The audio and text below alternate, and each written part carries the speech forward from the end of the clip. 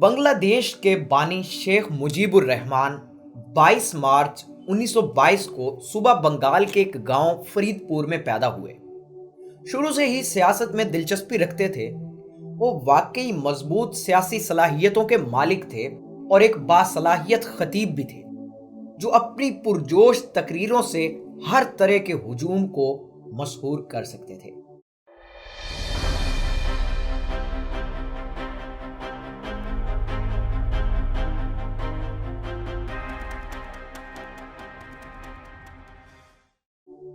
ایک مقامی اسکول سے میٹرک کا امتحان پاس کرنے کے بعد انہوں نے قانون کے طالب علم کے طور پر اسلامیہ کالج میں داخلہ لیا۔ 1940 میں انہوں نے طلبہ سیاست میں قدم رکھا اور آل انڈیا مسلم اسٹوڈنٹ فیڈریشن میں شمولیت اختیار کی۔ بعد ازاں 1943 میں وہ مسلم لیگ میں شامل ہو گئے اور حسین شہید سہروردی کے قریبی معاون بن گئے۔ انہوں نے پاکستان کی آزادی کے لیے مسلم لیگ کی جدوجہد میں فعال کردار ادا کیا۔ 1947 میں وکیل بننے کے بعد انہوں نے سہروردی اور دیگر بنگالی مسلم لیگیوں کے ساتھ کلکتہ میں فرقہ وارانہ تشدد کو روکنے کے لیے فعال طور پر کام کیا۔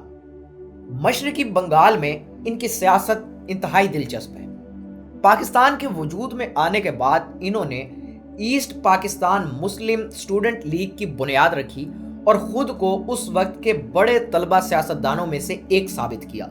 ان میں سے ایک بنگالی قوم پرست نے انہیں 1947 میں آزادی کے بعد پاکستان کے مستقبل سے زیادہ بنگالیوں کے حقوق کے بارے میں سوچنے پر مجبور کیا۔ مارچ 1948 میں جب قائد اعظم نے مشرقی بنگال کا دورہ کیا اور اعلان کیا کہ اردو پاکستان کی قومی زبان ہوگی، شیخ مجیب نے احتجاج کرنے کی کوشش کی، تاہم وہ عوام کے پسندیدہ لیڈر کے خلاف زیادہ حمایت حاصل کرنے میں ناکام رہے۔ قائد اعظم کی وفات کے بعد پاکستان میں اسٹیبلشمنٹ کی غلط پالیسیوں کی وجہ سے بنگالی قوم پرستی کے تصور نے مشرقی بنگال میں جڑیں پکڑنی شروع کر دی۔ 24 جون 1949 کو مولانا باشانی اور فضل الحق سمیت بہت سے مسلم لیگیوں نے مشرقی پاکستان عوام مسلم لیگ کے نام سے ایک نئی سیاسی جماعت کی بنیاد رکھی۔ مجیب کو پہلے جوائنٹ سیکرٹری نامزد کیا گیا اور بعد میں پارٹی کا جنرل سیکرٹری بنا دیا گیا۔ 1950 میں سہروردی نے آل پاکستان عوامی مسلم لیگ کے نام سے ایک پارٹی کا آغاز کیا اور مجیب نے اس نئی پارٹی کو منظم کرنے میں ان کے ساتھ مل کر کام کیا۔ پارٹی کے پلیٹ فارم سے وہ 1954 میں مشرقی بنگال کی قانون ساز اسمبلی کے لیے منتخب ہوئے۔ انہیں مشرقی بنگال کی اسمبلی نے پاکستان کی دوسری آئین ساز اسمبلی کے رکن کے طور پر بھی نامزد کیا۔ جب 1958 میں ایوب خان نے مارشل لا لگایا تو مجیب نے اس کی مخالفت کی اور نتیجتاً گرفتار ہو کر 1.5 سال قید میں رکھ دیے گئے۔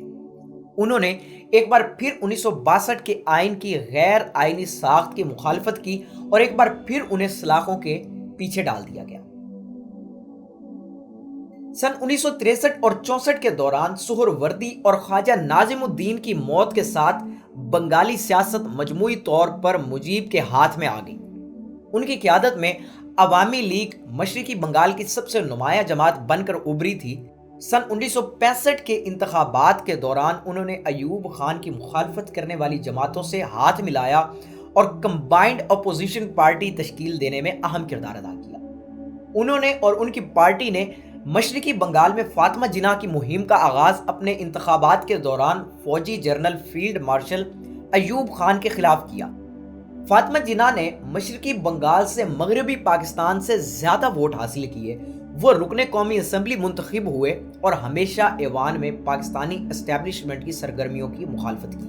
1965 کی جنگ میں انہوں نے ہندوستان کے خلاف پاکستانی افواج کا ساتھ دیا۔ مجیب احمد کے 6 نکاتی پروگرام نے خاص طور پر مشرقی بنگال کے لیے بہت زیادہ خود مختاری کا مطالبہ کیا۔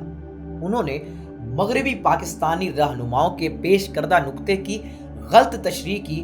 وہ یہ کہتے ہوئے میٹنگ چھوڑ کر چلے گئے کہ مغربی ونگ کی طرف سے بنگال کو ایک بار پھر نظر انداز کیا جا رہا ہے اور اس کے ساتھ لا تعلقی کا سلوک کیا جا رہا ہے۔ انہیں 19 اپریل 1966 کو ڈیفنس آف پاکستان رولز کے تحت جیسور سے गिरफ्तार कर लिया गया। उनका मुकदमा सिलहट जेल में हुआ और 21 माह बाद उन पर अगरतला साजिश का इल्जाम आयद कर दिया गया। अवामी मुस्लिम लीग ने मशरकी बंगाल के लिए मखसूस 165 जर्नल नशिस्तों में से 162 पर कामयाबी हासिल की।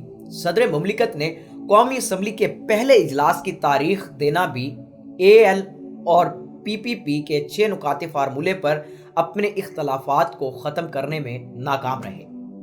याहिया ने 2 बार मुजीब से अपने इख्तलाफात दूर करने के लिए इस्लामाबाद आने की दरख्वास्त की। मुजीबुर रहमान ने भारत की मदद से पाक फौज के खिलाफ लड़ने के लिए मुक्ति बाहिनी का आगाज किया। 18 दिनों की मुख्तसर मज़ाहमत के बाद पाकिस्तानी फौज ने 93,000 फौजियों को हथियार डाल दिए और अफसरान को जंगी कैदियों के तौर पर भारत ले जाया गया। मशरकी बंगाल ने अपनी आज़ादी का ऐलान करते हुए पाकिस्तान को 2 हिस्सों में तकसीम कर दिया और बांग्लादेश दुनिया के नक्शे पर उभरा। जुल्फकार अली भुट्टो, जिन्होंने बाकी मानदा पाकिस्तान में इक़्तिदार संभाला, बैनुल अक़वामी दबाव के सामने हथियार डाल दिए और 8 जनवरी 1972 को मुजीब को रिहा कर दिया। उन्हें लंदन और दिल्ली के रास्ते ढाका भेजा गया। उन्हें दोनों जगह प्रोटोकॉल दिया गया। जैसा कि लंदन में बरतानवी वजीर आज़म एडवर्ड बर्थ से मुलाकात हुई और नई दिल्ली में सदर, वजीर आज़म और पूरी हिंदुस्तानी काबीना ने उनका पुरतपाक इस्तकबाल किया। ढाका पहुंचने पर एक बहुत बड़े हुजूम ने उनका इस्तकबाल किया, जिसमें से सभी उन्हें अपना हीरो और बचाने वाला समझते थे। मुख्तसर मुद्दत के लिए मुजीब ने बांग्लादेश के सदर का ओहदा संभाला और फिर वो मुल्क के पहले वजीर आज़म बन गए। मशरकी पाकिस्तान से 1970 के इंतखाबात में मुंतखब होने वाले उम्मीदवारों ने आर्जी कानून साज असम्बली के अरकान के तौर पर हल्फ उठाया और मुजीब की क़यादत में अवामी लीग अब इक़्तिदार में थी। बांग्लादेश की अवाम अपनी आज़ादी के बाद अपनी जिंदगियों में एक इनकलाबी तब्दीली की तवक्को कर रहे थे, जिसकी उन्होंने बड़ी कीमत अदा की थी। ताहम मुल्क के चीफ एग्जीक्यूटिव के तौर पर मुजीब अपने लोगों की तवक्कुआत पर पूरा उतरने में पूरी तरह नाकाम रहे और नई कायम होने वाली रियासत को अच्छी हुक्मरानी फराहम ना कर सके। अगरचे इसने सेकुलरिज्म का नारा बुलंद किया, तो इसने जल्द ही ऐसी हरकतें पेश करना शुरू कर दी जो मुल्क को इस्लामाइजेशन की तरफ ले जा सकती थी। इस्लामिक एकेडमी की बहाली, शराब और जुए पर पाबंदी और OIC और इस्लामिक तरक्याती बैंक की रुकनीयत इस मामले में अहम है।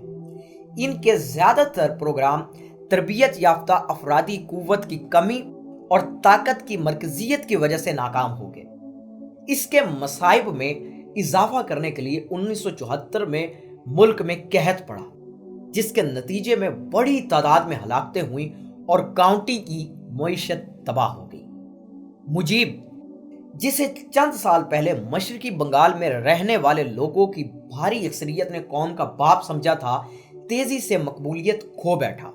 मुल्की मामलात पर गलबा हासिल करने की ख्वाहिश और इख्तलाफ राय को बर्दाश्त ना करने की आदत उनके जवाल का बड़ा सबब बनी। इतलात के मुताबिक उन पर अपने हजारों मुखालफिन को कत्ल करवाने का इल्ज़ाम था। 25 जनवरी 1975 को उन्होंने बांग्लादेश में हंगामी हालत का ऐलान किया और असम्बली में उनकी पार्टी ने आइन में तरमीम की, जिसमें उन्होंने तमाम अपोजिशन जमातों पर पाबंदी आयद कर दी और मुजीब के सियासी इख्तियारात में इजाफा कर दिया गया। बांग्लादेश के लोगों को बचाने के लिए इसकी फौज के कुछ जूनियर अफसरों ने, जिनमें उसके करीबी साथियों की हिमायत हासिल थी, जिनमें खंदकर मुसद्दक भी शामिल थे, उन्होंने 15 अगस्त 1975 को मुजीब की रिहाइशगाह पर हमला किया। उनकी बेटियां शेख हसीना और शेख रेहाना, जो मुल्क से बाहर थीं, सिर्फ जिंदा बच गई और मुजीब को कत्ल कर दिया गया।